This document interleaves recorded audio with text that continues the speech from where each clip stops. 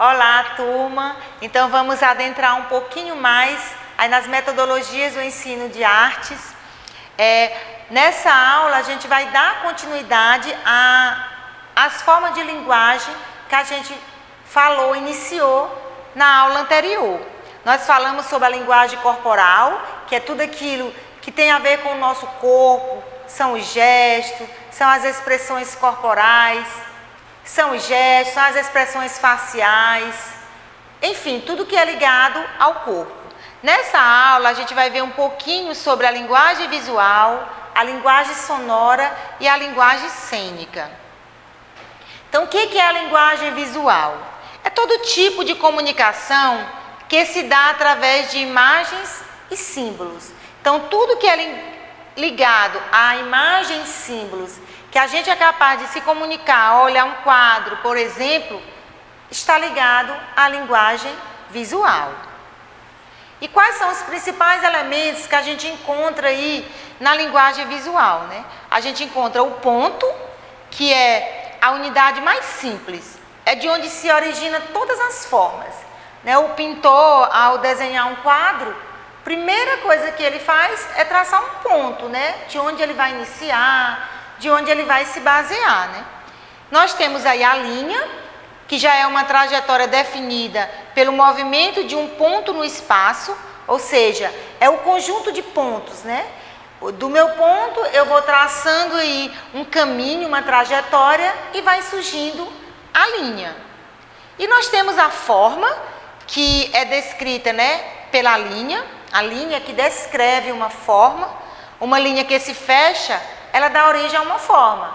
Por exemplo, se eu traço de um ponto uma linha e vou traçando outra, quando essa linha se fecha, eu posso formar um quadrado, por exemplo, e assim vai surgindo as formas, né?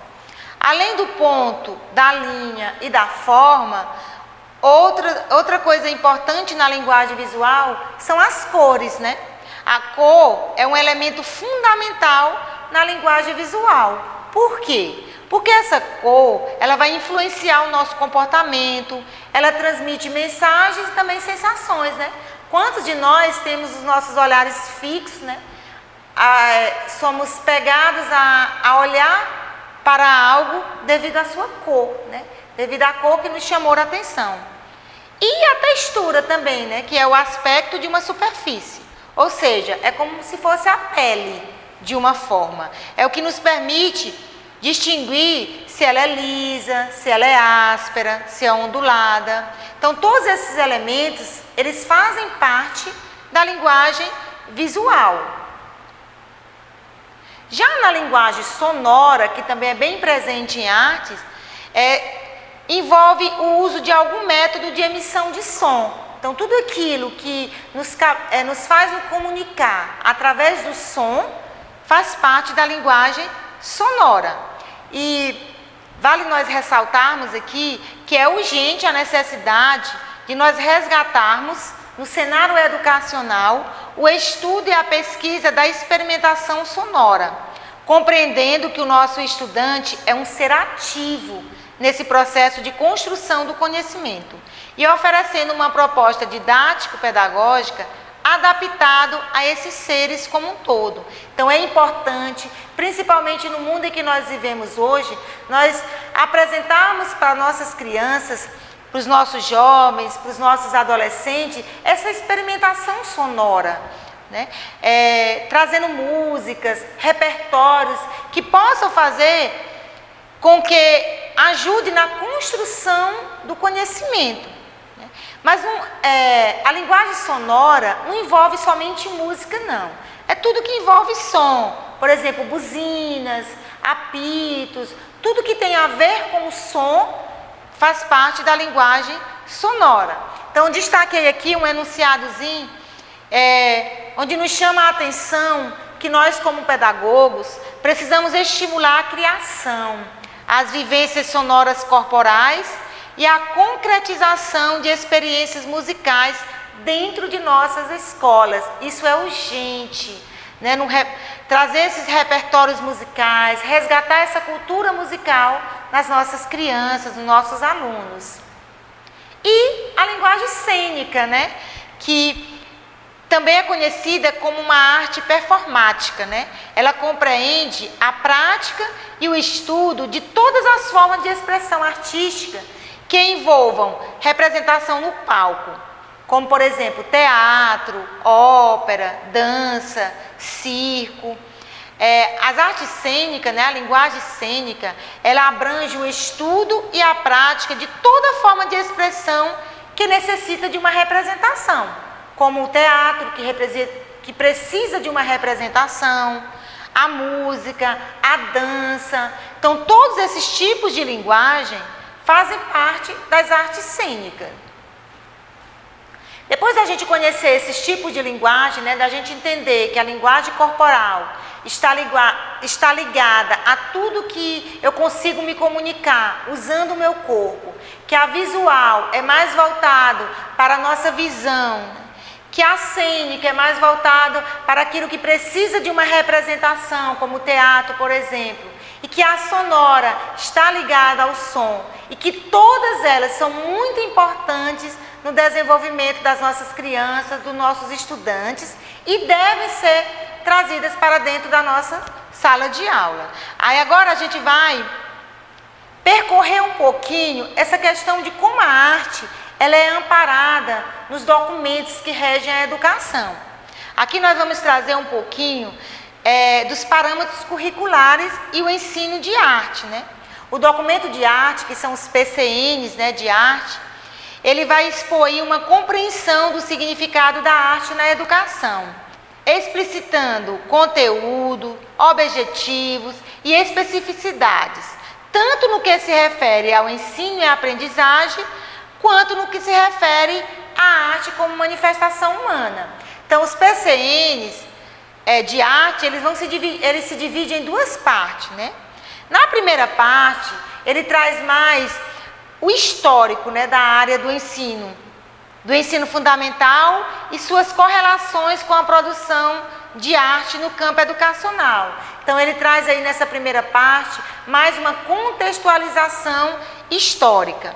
Já na segunda parte, a gente já encontra, né, os professores já podem encontrar questões relativas ao ensino e à aprendizagem em arte, como os objetivos, os conteúdos, os critérios de avaliação, as orientações didáticas, bibliográficas, para ajudar, né, para dar subsídios para como o professor deve trabalhar com o ensino de arte.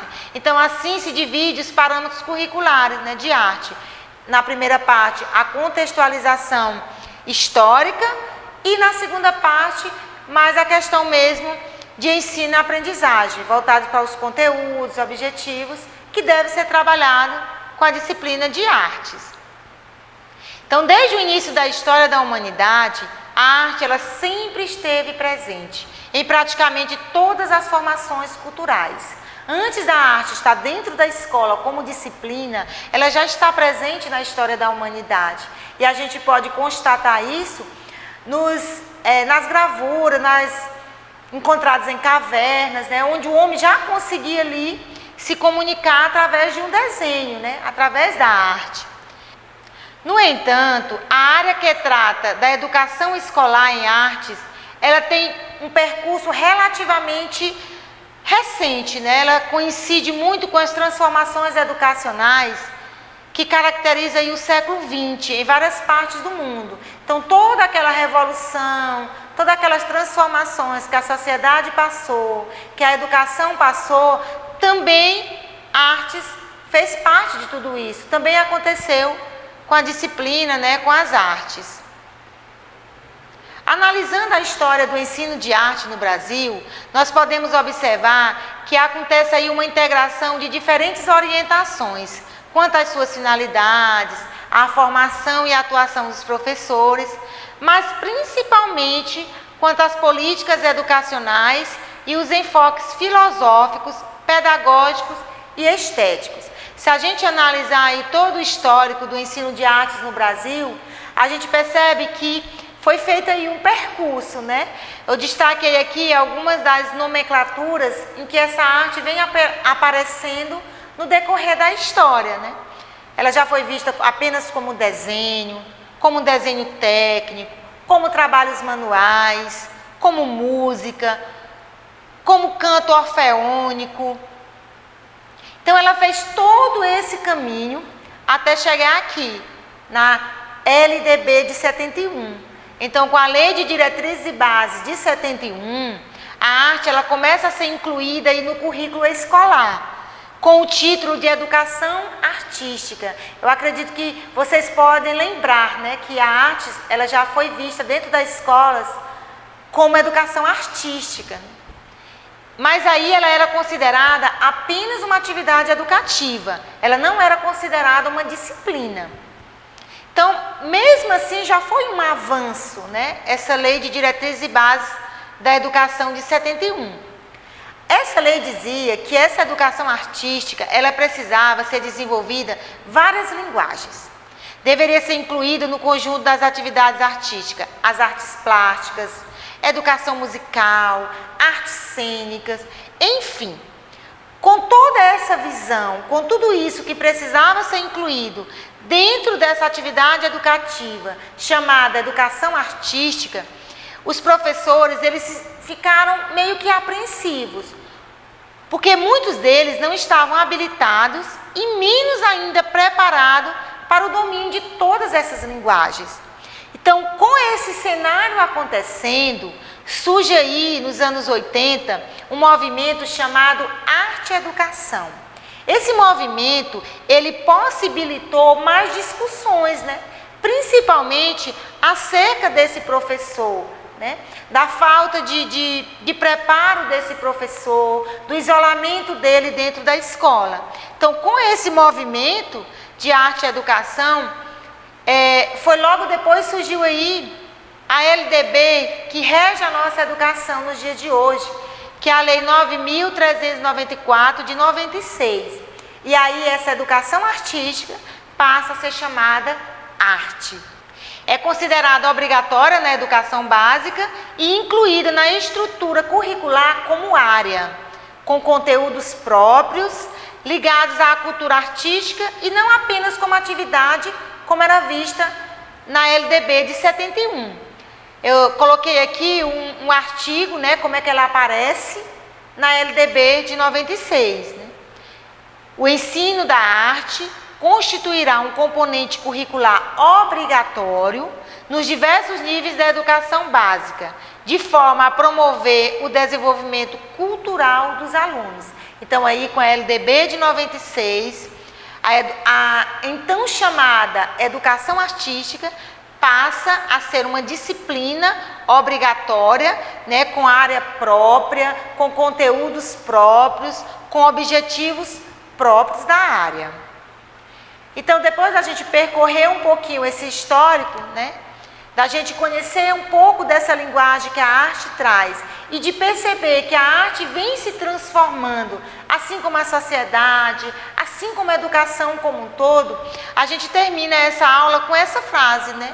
Arte, cultura e educação preservam o patrimônio, resgatam a história e perpetuam valores. Então, a arte, ela nos ajuda a perpetuar valores.